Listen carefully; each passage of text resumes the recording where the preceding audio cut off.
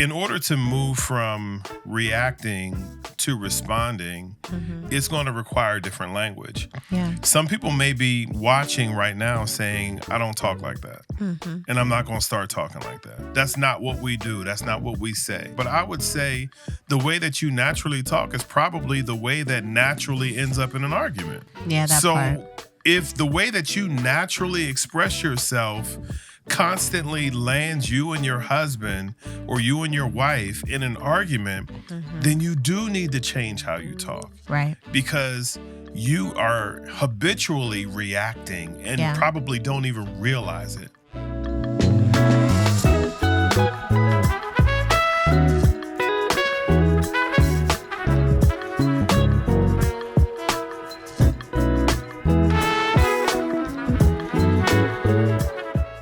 Hey everyone, I'm Larry. And I'm Julia. Welcome back to another episode of the Beautifully Blended podcast. We have a strong passion to inspire blended families and marriages to find help, hope, and healing. Yes, we've been married for 16 years. Yeah. I can't believe it. Sometimes it feels like longer because we have compressed so much life. Yeah, we've done a lot in a short amount of time. Listen, we really have. But we have a passion for this. And yeah, we do. We enjoy coming alongside families who are trying to figure this thing called marriage and life and blended families out. And so we're excited to be along on this journey with you.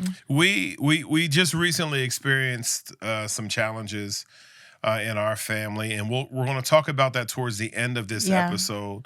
So we're going to do something that's meaningful to us towards the end of this episode. So if you can hang out with us for the entire episode, that would be absolutely awesome. Right. Yeah.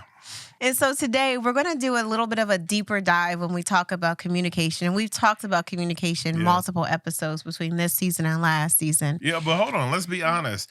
We talk about it so much because that is one of the primary issues in marriages. It really is. It is. Communication. Listen, we don't know how to talk to people. For sure. We don't know how to respond to people. We don't know how to listen to them. Yeah. And so today we're going to talk specifically about the difference between reaction and responding. Yeah. Because that seems to be a thing that really trips us up in relationships, right? And if we're really honest, there's a lot of damage to relationships just because we don't know the difference. We don't know how we got here in the conversation. We're like, I don't know. We just started talking and somehow we got here. We don't even know what happened. Like we just kind of arrived there, right? Yeah. And so what we know is that this is why we need to talk about how we respond versus how we react. So in this episode, we're going to share two verses that are extremely important. And then we're also going to share 5 ways that you can move from reacting to responding. So stick with us. It's going to be really good. Yep. And so first we're going to talk about the speed of conflict. Yeah. So let's start here. Most arguments, they don't begin intentionally. Right. Like, you're not like, hey, we about to fight. And then you just start talking. Like, most arguments don't begin with intention. We about to fight. Let's be honest, although there are some people who just like to pick fights. Yeah. They just like to start fights with their been like husband, that since their they wife. were kids. What'd you say? They've been like that since they were kids. Yeah, since they was babies. Instigator. They've been starting fights on the playground. So we're not talking about that person. If that's you, go talk to your therapist. But most arguments don't start with intention. Right. They begin with reaction. Right. They begin with how people react. It's the tone. Like the tone shifts. The eyes begin to roll. People begin to suck their teeth. You know, those little things begin to happen, which builds tension between a husband and a wife or in any relationship. Right. And before you know it, it's this big thing. But the reality is it didn't start out big, right? And an issue may not even be a big issue. It could be something small, but it's because the response was so fast. Like you quickly responded and said words out of your mouth, right? Or like you said, the tone shifts. Like there's a look, looking at somebody like they're stupid. And those looks are real, right? They are. Yeah, like they're stupid. Right. Like, I can't believe you just said that to me, dummy. Right. Why would you say that? Right. Yeah, this is the dumbest thing I done heard you say all day, right? And so those things happen and the tension starts to build because you're not dealing with the real cause of it, right? Right. You're just reacting, and you're just reacting so quickly. But if we would just slow down, we could actually get a better response. That's really the heart of it. We got to learn to slow down. So reactions are often rooted in something real. They're not random. Right. So when we react and we have certain reactions, they're rooted in something, and reactions are rarely about that moment that we are in. Very rarely are they about the moment. The moment that we are in. Mm-hmm. They are about what that moment represents. Right. That moment represents something to the person who is rising up in anger or getting offended, or they didn't like what you said or how you said it. Right. Like, that's representing something else bigger beyond to them, that moment. Beyond that moment. Absolutely. Yep. The tone might feel disrespectful, right? Yeah. But really, it's coming from some kind of past experience. Yeah. Right? And then the silence may feel like rejection to you, like they shut down, they're quiet. Yeah. But really, it's because there's something that's unresolved there. There's something else that's going on under the surface. Yeah. And suddenly, we're not just responding to our spouse, we're reacting to whatever happened in the past. Right. We're reacting to the last time you saw this movie. You feel like, oh, I've seen this scene before, right? Yeah. You're reacting to that. You're not responding in the moment to what's actually happened. Yeah, let's bring the two scriptures that we talked about earlier into this, and I'll let you read the first one. Right. So James 1:19 is a great framework for this. Yeah. And it says, everyone should be quick to listen, slow to speak, and slow to become angry. Right. So did y'all notice that order? So it's quick to listen. So stop, don't talk. Don't talk. Right. Listen. Just listen. Right. Slow to speak, slow to react. So it means like you are not going to say anything. You are not going to react to anything. You are just going to listen. That is your primary job immediately, is to just listen. Yeah, the scripture is clear. It's one quick and two slows. And, and sometimes we got the quick and the two slows right. Right. Like, but we don't put the right things. We don't pair them correctly. We're slow to listen. Right. I'm going to say what I'm going to say. Talk. Right. Right. Yeah. So Proverbs, let's go to the second verse. Proverbs 15:1. I'm going to read it. This is what it says. A gentle answer turns away wrath, but a harsh word stirs up anger. Yep. That's just not wisdom. That's a strategy for your marriage. Yep. If you know that a harsh word is going to stir the pot, then we need to learn to stay away from the harsh words. Yeah. Because it's just going to make matters worse. It's already hard enough to engage properly around difficult conversations. But when we start to stir the pot with harsh words, ultimately, it's going to make both of you a lot more angrier than you were before. And it's going to be a challenge to actually work through something. Right. I think I was thinking, too, as you were talking, this also applies to our parenting. Yeah. And we've watched parenting not go well, you know, from personal experiences, whether it was our own parents or watching other people's parents or other adults in our lives. And, you know, when we get to our families, we can be so quick to say the things, but, you know, we can't take back what we said. Those harsh words are already out there. You can apologize, but the feelings that the person has based on what was said, it is so hard for those things to go away. So we need to be mindful. No, that's good. And let's get into some real life examples, some practical things when we talk about reactivity and how it shows up. So reactivity can show up as interrupting instead of listening. Yeah. I'm not listening to what you're saying. And I'm not telling you I'm not listening to what you're saying. I'm going to show you that I'm not listening to what you're saying by not letting you finish what you're saying. And I'm going to interrupt you because I assume I know, which leads me to the second one is assuming rather than asking. And so I'm not going to ask you anything because I assume I already know. Right. And sometimes when you do ask, you ask with this assumption that you already know the answer. Yeah. Right? And so that assumption part can really get people tricked up a lot. Yeah. I think we should be honest about assuming rather than asking, because there is a selfish component to that when you assume rather than ask your spouse, you don't care what they think, you don't care how they feel, you don't care if it's true.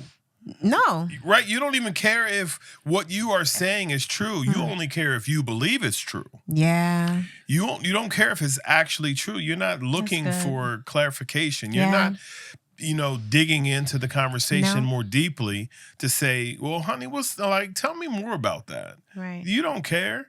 You're only concerned about finding the right answer.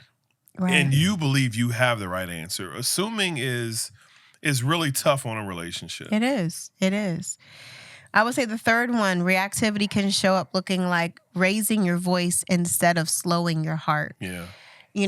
We can go from 0 to 100 real fast. Yeah. Right? And when we do that, we're reacting. But again, we're not reacting to what happened. Many times we're reacting to something else. But if we slow down, right, then we have the opportunity to really pause and think about what we're saying. And the last one I would say is shutting down instead of leaning in. And we've talked about the shutdown in previous episodes. Yeah, we have. One of the things about shutting down, when you shut down, you're keeping other people out, but you're also keeping yourself locked in. Yeah. So the other person doesn't have the benefit of knowing what's going on, what's happening, why you're responding that way, what triggered you, what you didn't like. Was it the tone? Was it the they don't get to know anything. So not only are you keeping them from getting close, but you're not letting them in. So you're not letting yourself out. You're not explaining anything. You're not letting them into your world. You're not giving them that benefit. And so that's what reactivity can look like. Instead of reacting that way, if we were to lean in, don't shut down. Right. Let the opportunity exist where you can express words and they can express words. You can listen and they can listen. Let that happen. Yeah, I think I'll just say one thing about shutting down. When people shut down, it communicates to the person that you're not as important as I am. Yeah. Your thoughts aren't as important as my thoughts. Yeah, I'm the priority. The way that you view this is less important than the way that I view this. Yeah. I view this the right way, and I am going to shut you out. Like, shutting down is just not shutting down, it's also shutting out, like you talked about. Yeah. I don't want you close to the things that are important to me, my thoughts, my feelings. You stay out of this, I'll handle it myself. Right. It really does drive a wedge in marriages, and it makes it extremely hard. And you also see the difficulty in blended families as well, because the dynamic in blended families includes just completely different perspectives. It includes different histories. Mm-hmm. It includes different households, different experiences, different hurts from whatever baggage that you had prior to entering into that blended family, and it makes it even more difficult. Right. Absolutely. Hey, family, real quick. Do you ever wish that there was a space where couples and blended families could go to get real answers to real life issues? Not just tips and quotes, but community, tools, and a space to grow together? That's why we've launched the Beautifully Blended School Community. It's our online home where we will talk about a lot of the things that we talk about on our podcast, things like communication, co-parenting, step-family dynamics, forgiveness, and a whole lot more. Each month, you'll receive exclusive content like video lessons, worksheets, live Q&A, and a private community to grow with others on the same road as you. So maybe this is your first time at marriage or blending your family, or you may have been at this for a long time. Either way, we want you to know that you don't have to do this by yourself. So join us so we can build something beautiful together. Visit beautifullyblendedpodcast.com or click the link below in our show notes so you can sign up for our school community today. We can't wait to connect with you. And so now we're going to shift into those 5 things that help us to go from reaction to response. Yeah. And so the first thing we need to do is to slow down. And it's really to pause before you proceed. Yeah. Slow down by pausing. Listen, you don't need to respond immediately. Mm-hmm. Right? Again, we talked about listening first. And so take that deep breath. Take a moment. Yeah. take that time to control your tone before the words come out of your mouth. We so many times just let the words come out and whatever happens, happens. Right. It's reckless. Right. And it's going to leave us with a string of bad and broken relationships. Yeah. If we do not slow down, take that time to take a deep breath, take that time to consider the tone before we say the words. If you don't do that, it's going to be more frustrating. Yeah, absolutely. The second thing that we want to remind you, or at least tell you today, is don't get defensive, get curious. Yep. Yep. And this is what we mean by that. Many times when you're in a discussion or a conversation, the reaction is getting defensive. Yeah. We are very used to defending ourselves, defending our rights, defending what we just said, defending what we believe. Like, that's all. We just ready for the fight. We just want to defend. We want to defend ourselves. But if you want to move from reacting to responding, don't get defensive. Get curious. Yeah. Ask questions. And one of the most important questions that we want you to learn to ask, don't say, why did you do that? Or why would you do that? Or why did you say that? Switch that to, help me understand what you meant. Right. That small switch in language, that small switch in posture and tone, in curiosity, can change the trajectory of your marriage and your communication. Right. If you learn to switch that, a lot of times we are way more accusatory than we like to admit. Why did you say that? Switch that up a little bit and just say, help me understand what you meant by that. Yeah. That can go a long way. It can. And we've learned from personal experience. Yeah. All right. So that's what I'm going to say about that. Okay. Tell them We've learned from personal experience that the accusatory question does not go well. It doesn't. And does not bring the tension down, but rather escalates it. So help me understand. Because I don't understand. Right. So I want to understand. Right. So help me understand. Very good. Yeah. All right. The third one would be name your feeling. Right. Name what you are feeling. Now, listen, there may be people who say this is a little too touchy-feely. It's a little too mushy-gushy. You got all these like feeling words and all that. Right. Listen, I get that. Right. I get that. However, we need to be aware. Awareness helps everything. And if we will become more aware, we'll be better able to navigate the tension in the relationships, right? Right. And so there are some things that you can ask yourself as you're trying to figure out, or say as you're trying to figure out, what am I feeling? One of them is, I think I'm reacting strongly because, and fill in that blank, right? Because this feels familiar, because of something I experienced before. Another statement is, that hit something deeper than I expected. Right.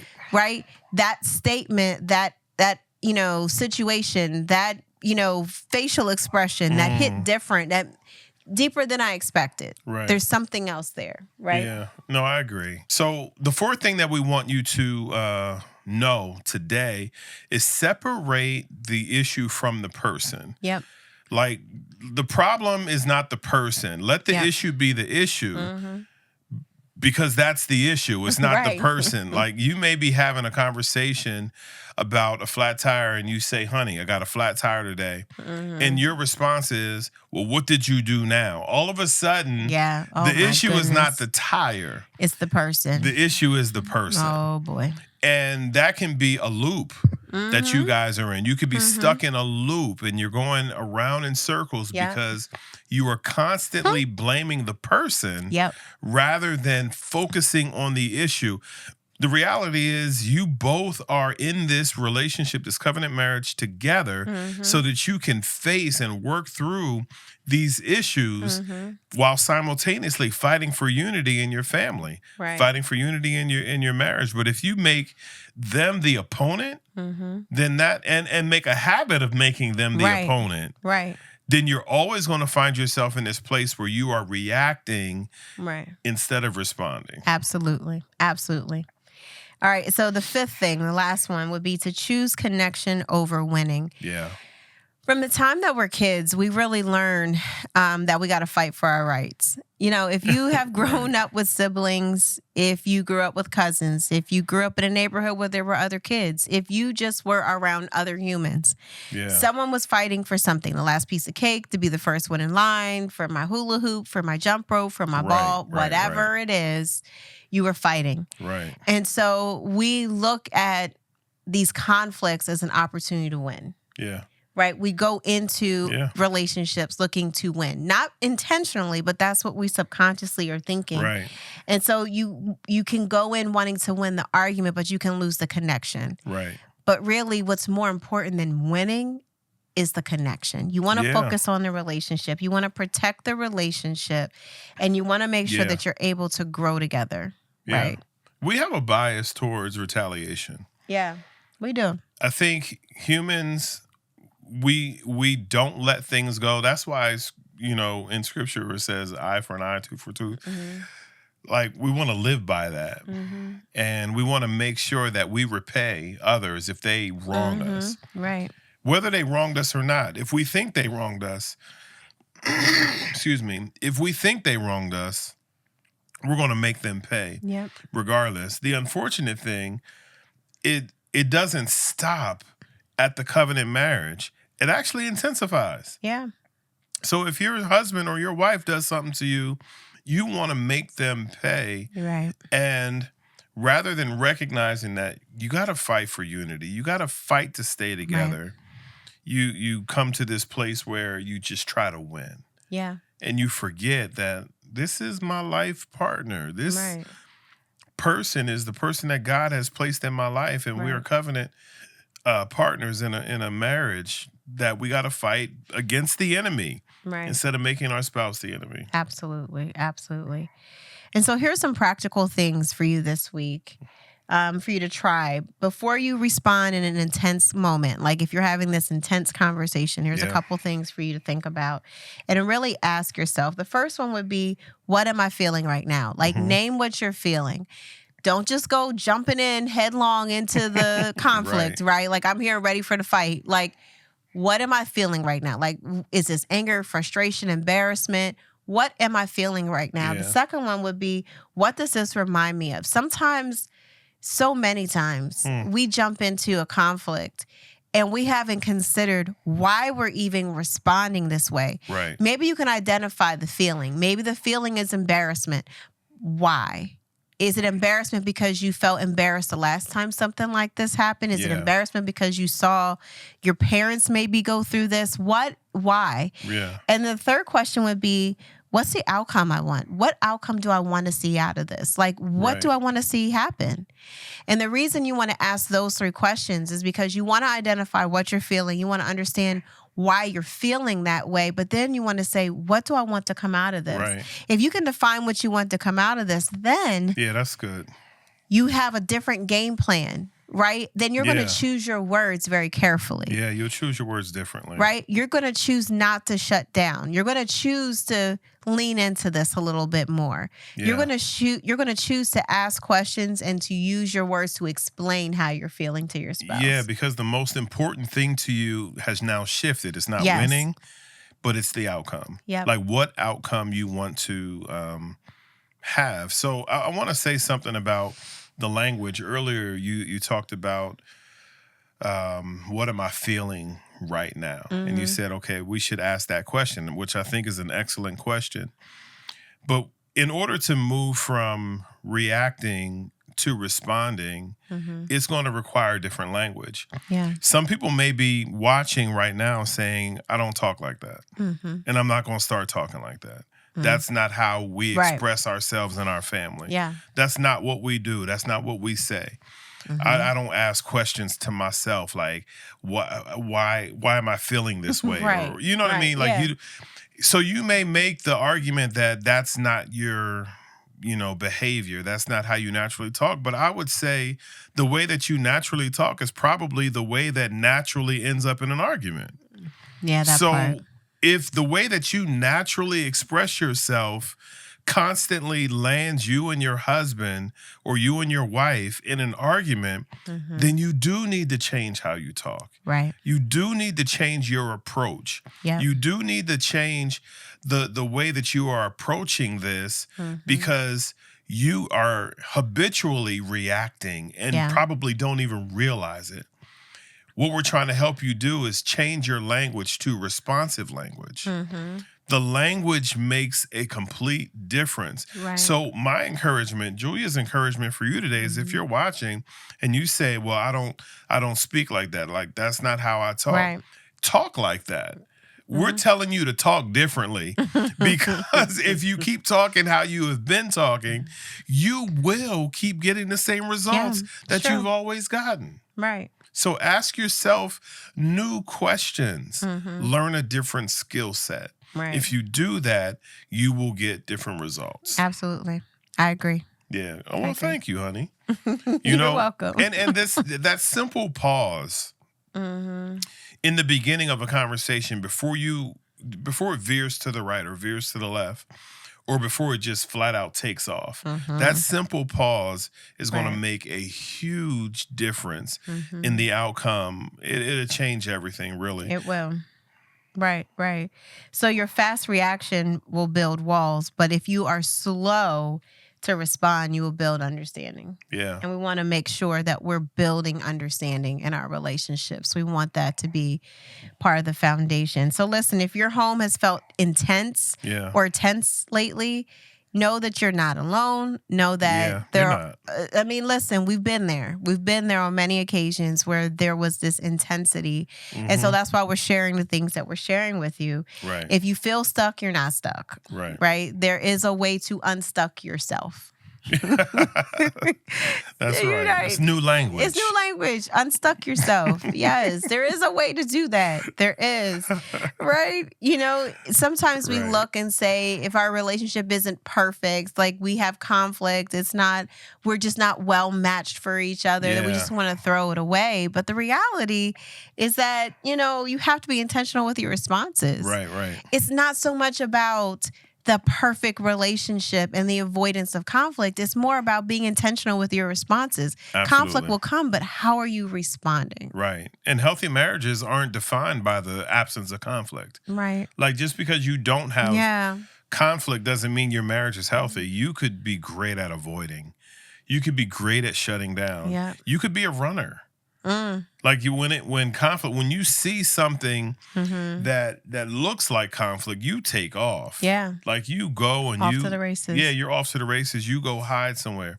So a healthy marriage is not defined by the avoidance or the absence of conflict. It's really defined by couples who fight and work through that conflict. You do whatever it takes. So if it means you add new language, add new language. Right. If it means you write down 3 questions that you ask your spouse next time you're in the middle of a conflict, so that you can not react, but you can learn to respond, write those 3 questions down. Like, do whatever you need to do so that you can fight through the difficulty and actually have a healthy marriage. Yep, absolutely. Absolutely.